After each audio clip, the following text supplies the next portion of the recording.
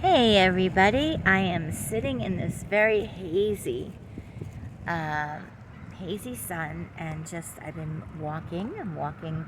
My feet are my car here in Pensacola as well, and just enjoying the breeze and just reflecting on the goodness of God and the faithfulness of God, and celebrating life, celebrating improvements and change and breakthroughs. God is all about relationships. I just spoke about this a few moments ago. He's a relational God.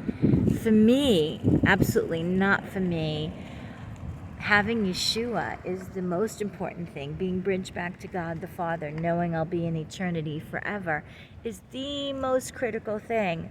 And then there's a life that I am to live out as an excellent steward before God. Absolutely. I am to do my part. And that's a big responsibility, to live out my one-of-a-kind call.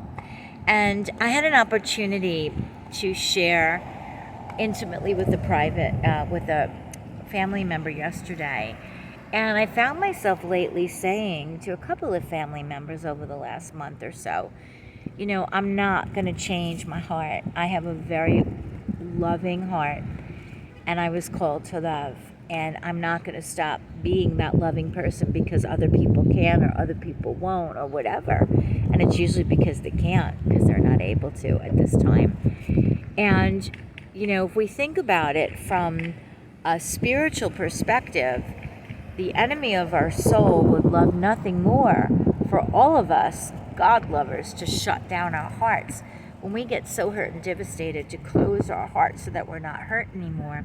But the witness of Yeshua is the love of God that lives and breathes and has his being within us. And so we can ask God to heal our hearts, heal us at the roots.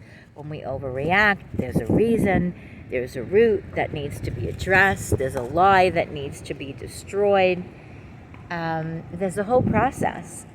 But I am a very loving person, and I'm not going to stop being who I am. If people have to go away from me because they just won't connect, don't, and won't. And, some people just are not at a point where they can even allow themselves to feel their hearts.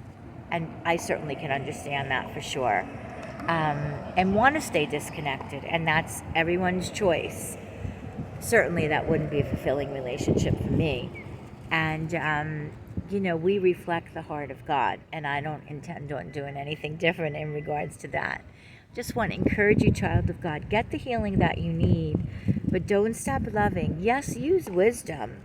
God doesn't ask us to be fools. There's so many scriptures. I remember when I first started reading the scriptures about 32 years ago or so, I felt like a fool. I used to read the Proverbs and feel like such a fool, because there's a lot of scriptures about what a fool looks like, And I've just been walking and walking and walking and walking and dancing and walking and dancing and walking with the Lord. And let's day by day, step by step, learn to yield our lives to God. Obedience brings blessing. Let's learn to hear the voice of God and respond to God, not later, but now, as he speaks. God bless you from Pensacola, Florida.